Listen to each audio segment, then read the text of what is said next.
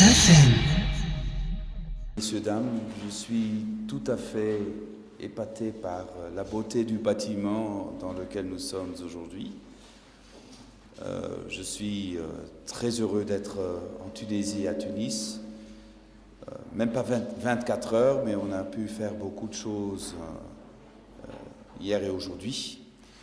Je viens d'avoir un entretien avec le Premier ministre, un entretien, je dirais, très personnel, très chaleureux.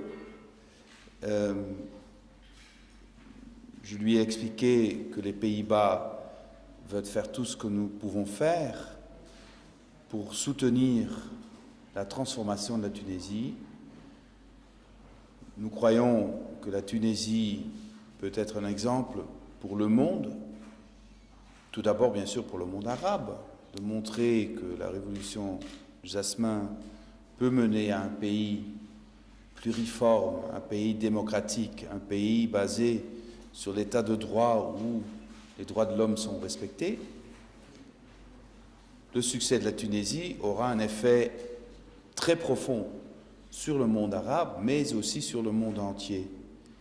Et j'ai félicité le Premier ministre avec le chemin qu'il compte parcourir les mois qui viennent, et je lui ai dit que nous serons aux côtés de la Tunisie dans le domaine de la coopération économique, dans le domaine de la coopération humaine, dans le domaine des contacts dans des organisations internationales, d'Union européenne, etc., pour faire ce que nous pouvons faire pour soutenir ce processus.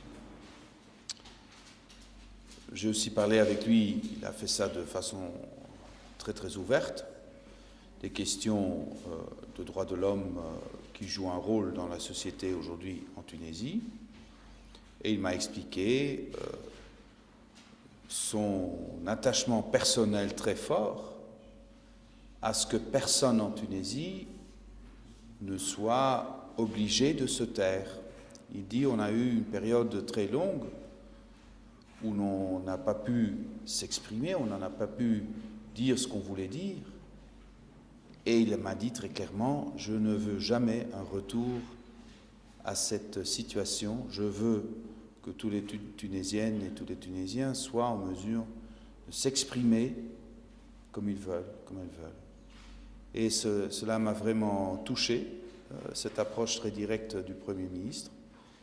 Et je crois que c'est une très très bonne base pour créer une situation de démocratie, droits de l'homme et respect pour l'état de droit. Une situation qui sera d'exemple pour le monde arabe et le monde entier. Je vous remercie chaleureusement pour un accueil très chaleureux, très direct. J'ai eu l'occasion de brièvement visiter Carthage et j'ai vu des ruines d'une période où nous faisions tous les deux partie du même empire, l'Empire romain. Il y a longtemps, mais quand même, c'est quand même marrant de voir un endroit où est symbolisé le fait qu'un jour on a fait partie du même empire.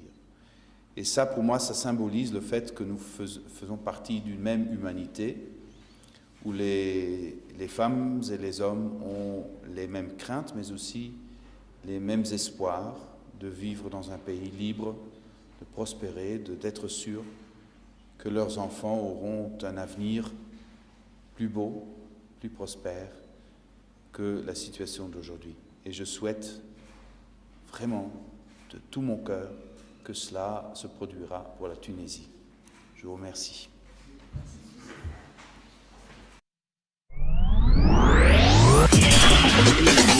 Trans FM.